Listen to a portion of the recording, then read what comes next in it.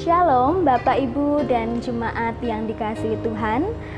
Saya percaya saat ini kita semua masih diberikan kekuatan dan kesehatan oleh Tuhan kita Yesus Kristus. Ya, pada hari Rabu, setiap hari Rabu pada minggu yang kelima, GKJW Darmo mengadakan diskusi teologis dengan tema-tema khusus yang dapat diikuti oleh warga jemaat. Namun, karena situasi dan kondisi saat ini tidak memungkinkan bagi kita untuk berkumpul bersama dan melakukan diskusi mengenai teologis tentang tema-tema khusus. Untuk itu, Bapak Ibu, untuk mengatasi kerinduan warga jemaat tentang pembahasan teologis, saat ini kita akan bersama-sama tetap mengadakan diskusi secara online. Dan tema yang akan kita bahas saat ini adalah virus corona di tengah-tengah pemahaman iman Kristen. Saat ini kita akan bersama-sama membahas topik mengenai virus corona di tengah-tengah pemahaman iman Kristen ini bersama dengan Bapak Pendeta Rudi Sewoyo. Selamat sore Bapak. Selamat sore. Bagaimana kabarnya nih Pak? Baik-baik, sehat-sehat. Memang ya, harus sehat dan sukacita selalu ya Pak ya? Harus sehat, harus sehat. Iya. Nah jadi begini Pak. Karena saat ini situasinya sedang gawat darurat gitu ya Pak ya, sehingga situasi ini menyebabkan kekhawatiran, kecemasan bagi seluruh warga, tidak terkecuali umat Kristen gitu ya Pak ya. Padahal kan katanya kalau umat Kristen ini adalah umat percaya gitu ya Pak, tidak perlu khawatir dan takut gitu Pak ya.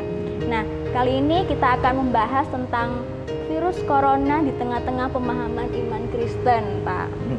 Dan saya akan mengemukakan beberapa pertanyaan dan diharapkan nantinya jawaban-jawaban dari Bapak Pendeta dapat membuat hati jemaat ini menjadi lebih tenang begitu ya, Pak ya, dan tidak terlalu khawatir. Ya. Yang pertama, Pak, yang menjadi perbincangan di tengah-tengah umat Kristiani adalah tentang bagaimana ibadah dilakukan dalam situasi dan kondisi saat ini. Nah, apakah ibadah boleh ditiadakan hanya gara-gara sebuah wabah? Perlukah ibadah konvensional tetap dipertahankan? Dan bagaimana pandangan Alkitab tentang hal ini? Kami persilahkan untuk Pak Pendeta dapat menjawab. Ya, saya kira itu juga pertanyaan klasik ya. Setiap ada hal seperti ini pasti ditanyakan oleh warga jemaat. Untuk masalah ibadah, ibadah itu tidak boleh dihentikan oleh apa saja. Ibadah harus dilakukan meskipun ada apa saja, halangan apa saja. Ibadah ya, karena ibadah itu kan bisa dilakukan di mana-mana. Iya, betul. Hanya masalah caranya, lah itulah yang harus kita sesuaikan dengan situasi dan kondisi yang ada. Seperti kalau kita lihat pada saat ini, apalagi ada larangan pemerintah untuk kumpul-kumpul, macam-macam, dan seterusnya itu, tidak ada salah kalau kita mengadakan ibadah melalui live streaming seperti ini jarak jauh dan ibadah di rumah-rumah ya. Toh gereja mula-mula juga ibadahnya tidak di tempat-tempat ibadah ya, mereka ibadah justru di keluarga-keluarga yang ada itu ya. Jadi ibadah tidak boleh dihentikan, tapi cara beribadah, di mana ia beribadah itu yang bisa dikondisikan sesuai dengan situasi kondisi yang ada. Saya kira demikian ya. Iya, jadi memang ibadah itu tidak dapat dihentikan oleh apapun ya Pak ya. Betul ya. Sekalipun ada wabah, karena ibadah itu adalah bentuk komunikasi kita dengan Tuhan betul ya Pak ya. Pertanyaan yang kedua ini Pak, yang juga tidak kalah hebohnya di tengah-tengah masyarakat, di mana seorang evangelis dari Amerika Serikat juga mengklaim bahwa virus corona ini katanya Pak, yang sudah membunuh jutaan orang ini merupakan hukuman dari Tuhan kepada manusia yang berdosa. Nah, bagaimana pandangan Alkitab tentang hal ini? Apakah itu sejalan dengan firman Tuhan dalam kitab Wahyu pasal 6 ayatnya yang ke-8? Bagaimana Pak Pendeta? Ya, kadang-kadang kita ini sering menjustifikasi segala musibah itu seolah-olah ini adalah hukuman Tuhan. Ya, setiap ada musibah pasti ada pendapat seperti itu. Padahal belum tentu. Contoh kayak virus corona ini. Virus corona ini kalau kita katakan adalah alat Tuhan untuk menghukum orang berdosa. Padahal kalau kita lihat ya, orang yang sakit karena corona ini, yo ada orang yang saleh, ya kan? Orang yang sregep nang gereja yo loro. Orang yang gak sregep nang gereja sing gak saleh, sing gak loro yo akeh. Ya kan? Dia tidak pandang agamanya apa, tidak pandang ia berdosa atau tidak berdosa, kaya atau miskin, bahkan raja pun bisa terkena seperti Pangeran Charles misalnya ya. Orang gede-gede juga kena. Jadi tidak bisa kita dengan begitu saja mengklaim ini adalah alat Tuhan untuk menghukum manusia yang berdosa. Siapa yang berdosa? Ya kan? Apalagi kalau itu kita kaitkan dengan Wahyu 6 ayat 8. Coba kamu baca sih Wahyu 6 ayat yang ke-8 atau Wahyu 6 ayat 1 sampai 8 lah. Wahyu pasal 6 ayat yang pertama sampai dengan yang ke-8 ya Pak ya. Dengan judul perikop Kinam Meterai pertama dibuka. Maka aku melihat anak domba itu membuka yang pertama dari ketujuh meterai itu, dan aku mendengar yang pertama dari keempat makhluk itu berkata dengan suara bagaikan bunyi guru, "Mari." Dan aku melihat sesungguhnya ada seekor kuda putih, dan orang yang menungganginya memegang sebuah panah, dan kepadanya dikaruniakan sebuah mahkota. Lalu ia maju sebagai pemenang untuk merebut kemenangan. Dan ketika anak domba itu membuka meterai yang kedua, aku mendengar makhluk yang kedua berkata, "Mari." Dan majulah seekor kuda lain, seekor kuda merah padam, dan orang yang menungganginya dikaruniakan kuasa untuk mengambil damai sejahtera dari atas bumi, sehingga mereka saling membunuh, dan kepadanya dikaruniakan sebilah pedang yang besar. Dan ketika anak domba itu membuka meterai yang ketiga, aku mendengar makhluk yang ketiga berkata, "Mari." Dan aku melihat sesungguhnya ada seekor kuda hitam, dan orang yang menungganginya memegang sebuah timbangan di tangannya. Dan aku mendengar seperti ada suara di tengah-tengah keempat makhluk itu berkata, "Secupak gandum sedinar dan 3 cupak jelai sedinar, tetapi janganlah rusakkan minyak dan anggur itu." Dan ketika anak domba itu membuka meterai yang keempat, aku mendengar suara makhluk yang keempat berkata, "Mari." Dan aku melihat sesungguhnya ada seekor kuda hijau, kuning, dan orang yang menungganginya bernama Maut, dan kerajaan maut mengikutinya. Dan kepada mereka diberikan kuasa atas 1/4 dari bumi untuk membunuh dengan pedang dan dengan kelaparan dan sampar dan dengan binatang-binatang buas yang di bumi. Oke. Kalau kita membaca Wahyu itu kan tampaknya menyeramkan ya. Iya Pak. Jadi aneh-aneh, menyeramkan. Tapi kitab Wahyu ini sebenarnya adalah jenis sastra yang ada pada waktu itu yang disebut apokaliptis. Memang menggunakan cara-cara yang seperti itu untuk memberitakan apa yang ada pada waktu itu. Jadi bukan sesuatu hanya ramalan ke depan ya, tapi itu berbicara pada konteksnya yang ada pada waktu itu. Nah, sehingga seperti tadi segel-segel yang dibuka, lalu ada kuda putih, kuda merah, kuda hitam, kuda yang macam-macam warnanya tadi. Itu sebetulnya hanya menunjukkan perjalanan kehidupan kekristenan yang ada pada waktu itu. Kuda putih misalnya itu sebenarnya melambangkan itu melambangkan bagaimana Injil ini bisa tersebar dengan begitu luasnya, dengan luar biasanya. Seolah-olah ini menjadi pemenang begitu ya. Nah, ini simbol dari kuda putih ini, meterai yang pertama. Nah, kuda-kuda selanjutnya itu juga simbol-simbol sebenarnya dari perjalanan kehidupan orang percaya ya, dan perkembangannya, termasuk juga di mana ketika sudah berkembang, ternyata mulai pemimpin-pemimpin gereja ini mulai saling mengklaim dirinya lebih baik ya, lalu saling berantem macam-macam satu dengan yang lain, mengklaim bahwa akulah yang paling baik. Itu adalah simbol-simbol yang disimbolkan di kuda-kuda tadi ya. Nah, termasuk kuda yang terakhir tadi kan disebut maut ya. Nah, kalau seperti itu terus dan itu memang bertentangan dengan firman Tuhan, maka memang ada hukuman ya. Harus dihukum memang seperti yang dikatakan di situ. Tapi hukumannya ini juga bukan berarti lalu hukuman bagi bagi umat di segala zaman ya. Tapi mereka ini juga bicara pada perkembangan pada waktu itu ya, pada waktu itu.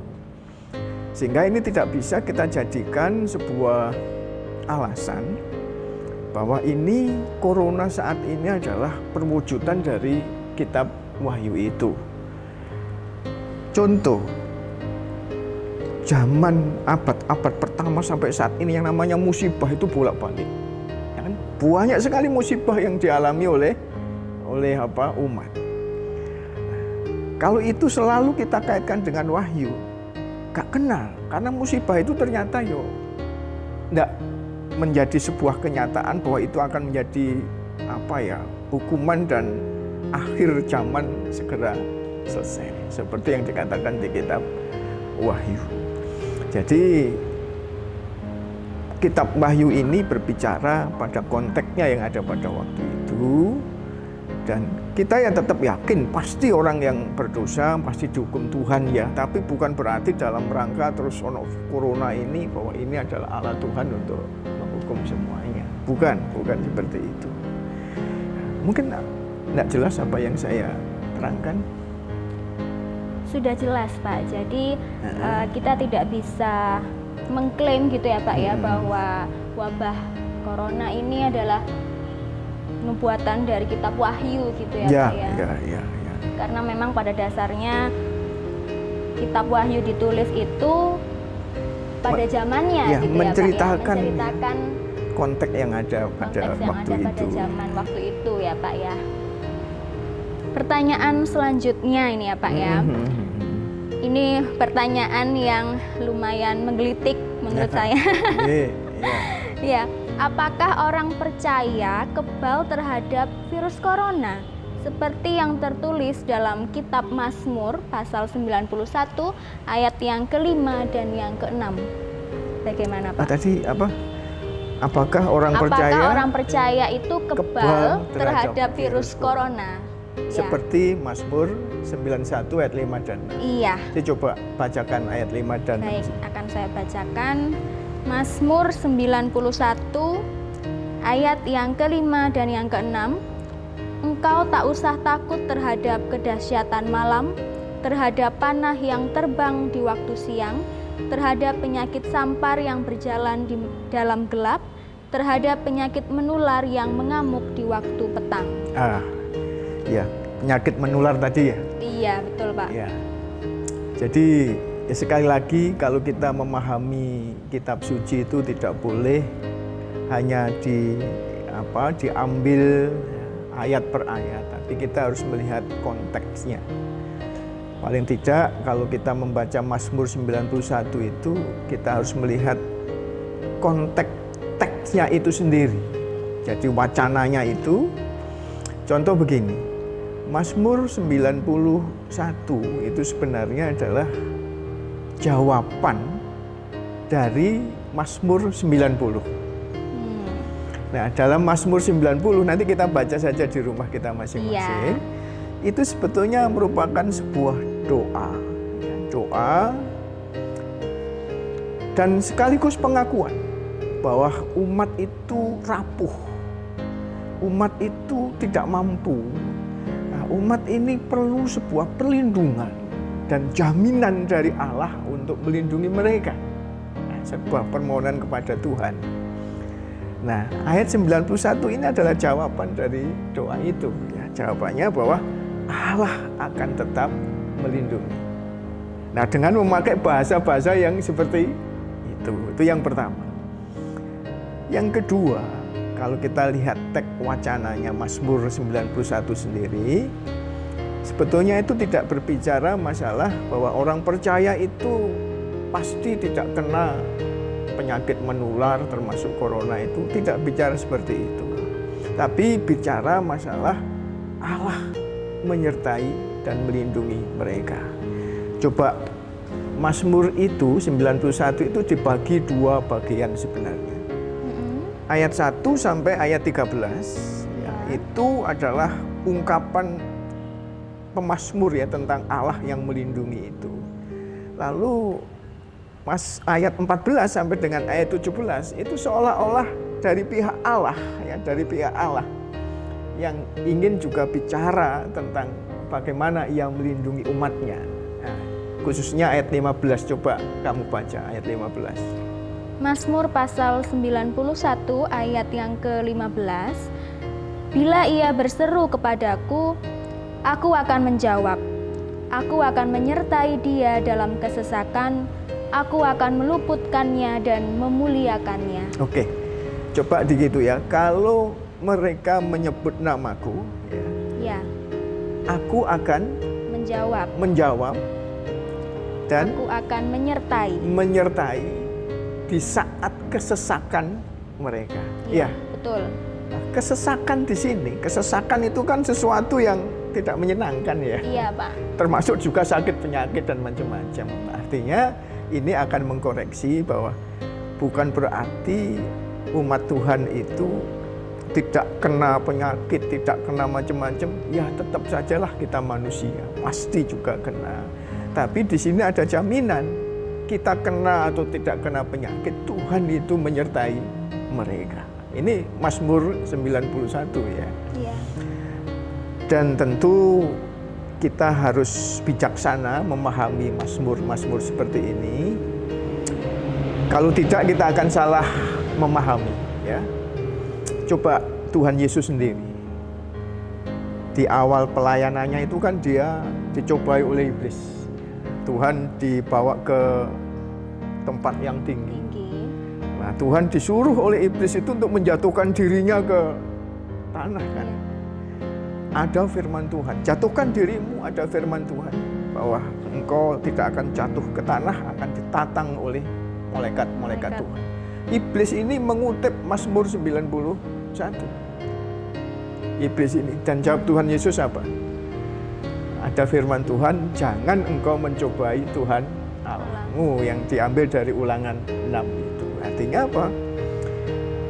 Ia tahu ada firman seperti itu, tapi realitanya kalau aku ini dengan sengaja, dengan sengaja aku jatuh dari bumbungan ini, aku manusia pasti aku juga akan mati. Artinya saya mencobai Tuhan itu sendiri. Dan Mazmur 91 memang bukan itu maknanya ya.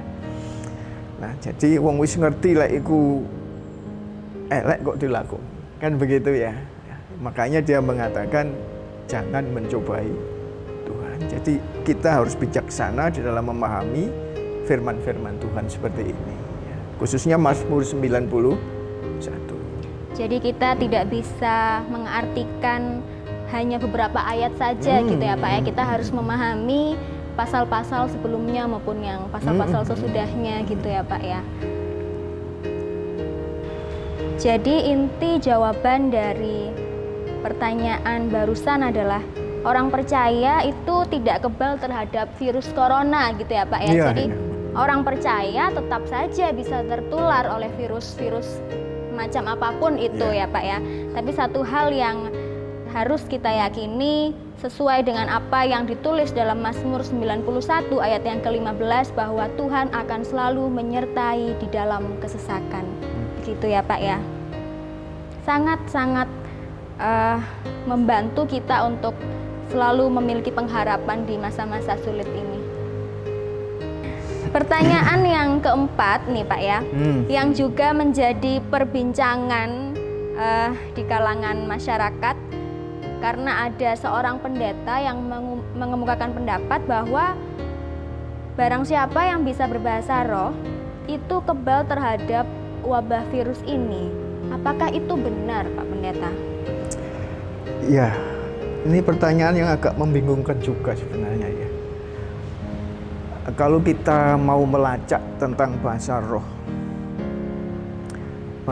itu kan diawali dengan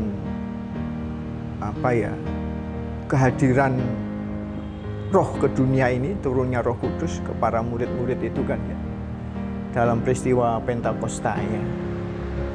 Nah, dalam Pentakosta itu kan konteksnya ini kan orang-orang Yahudi sedang merayakan hari 7 minggu, hari rasa syukur karena mereka telah panen gandum. Itu mereka sebut hari Pentakosta, hari ke-50 ya. Hari 7 minggu ya. Nah, mereka ini sedang bersyukur sehingga banyak orang-orang Yahudi dari luar kota bahkan dari luar negeri datang ke Yerusalem, ke bait suci itu untuk merayakannya. Nah, di situ berarti banyak orang-orang yang macam-macam bahasa ya. Mereka punya bahasa yang dari Roma ya bahasanya Itali, yang dari Arab ya bahasanya Arab dan macam-macam. Nah, di situ para murid juga mendapat Roh Kudus itu. Sehingga mereka bisa berbahasa macam-macam bahasa. Ya kan? Mereka bisa berbahasa Itali, mereka bisa berbahasa macam-macam yang semua itu dimengerti oleh orang-orang itu yang hadir itu. Sing soko Itali yo ngerti, sing soko Arab yo ngerti, sing soko lain tempat yo ngerti. Sakjane makna dari bahasa roh itu adalah sejauh mana bahasa itu lebih dimengerti oleh orang yang mendengarkan. Tapi saya juga kurang paham betul, tapi dalam sejarah perjalanannya bahasa roh ini dipahami agak salah. Kalau kita lihat di Korintus itu kan ternyata banyak orang-orang berbahasa roh dengan bahasa yang nggak dimengerti, ya toh, oleh pendengarnya. Jadi awalnya itu semua mengerti, berubah menjadi tidak dimengerti. Tapi Rasul Paulus kan mengingatkan bahwa siapapun yang berbahasa roh harus ada yang menerjemahkan supaya dipahami oleh banyak orang. Artinya dia ingin meluruskan bahasa roh itu sebenarnya adalah bahasa yang harus diucapkan dan semua orang lebih mengerti. Nah, tapi kalau ada pertanyaan sekarang itu, apa orang yang berbahasa roh itu tidak kena penyakit corona? Ini agak aneh. Anehnya apa? Karena ini gak pernah ono singgungannya yang sakit penyakit bahasa roh ini. Sehingga antara pertanyaannya dan pertanyaannya sendiri itu membingungkan. Jadi sebenarnya susah dijawab. Tapi yang jelas jawabannya cuma sederhana, bahasa roh mbek loro itu kan hubungan. Tidak berkorelasi ya Pak. Kalau korelasi ini belas. Nah, jadi jawabannya piye tetap loro ae masih bahasa roh. Ya, bisa dipahami. Temenan bisa dipahami, Bu. Iya, bisa, Pak. Kan di awal juga Bapak sudah bilang orang percaya saja juga masih bisa terkena oleh penyakit ini, apalagi dengan mereka yang bisa berbahasa roh gitu ya Pak ya. Karena memang bahasa roh dengan penyakit itu tidak ada hubungannya, tidak ada kaitannya. Ya, kalau dari tadi pertanyaannya meliputi tentang ibadah itu boleh ditiadakan atau tidak, kemudian apakah orang percaya itu kebal terhadap virus corona. Nah, pertanyaan yang terakhir ini juga menurut saya sangat menarik gitu ya Pak ya, karena di pertanyaan terakhir ini kita bisa melihat responnya umat Kristen ini bagaimana terhadap situasi saat ini. Nah, jadi pertanyaannya adalah bagaimana orang Kristen menyikapi penyebaran virus corona? Apakah kita hanya harus berdoa saja begitu ya Pak ya, ataukah kita perlu merespon dengan memberikan bantuan kepada orang-orang di sekitar? Dan kemudian seringkali juga umat percaya menanyakan, jika Allah mengasihi dunia ini, mengapa Allah membiarkan orang-orang yang dikasihinya menderita? Di mana Allah di situasi seperti ini? Iya. Ya, saya kira tentu jawabnya jelas ya.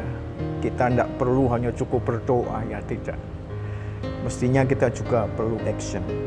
Perlu action dengan langkah-langkah yang konkret di dalam menghadapi virus corona ini.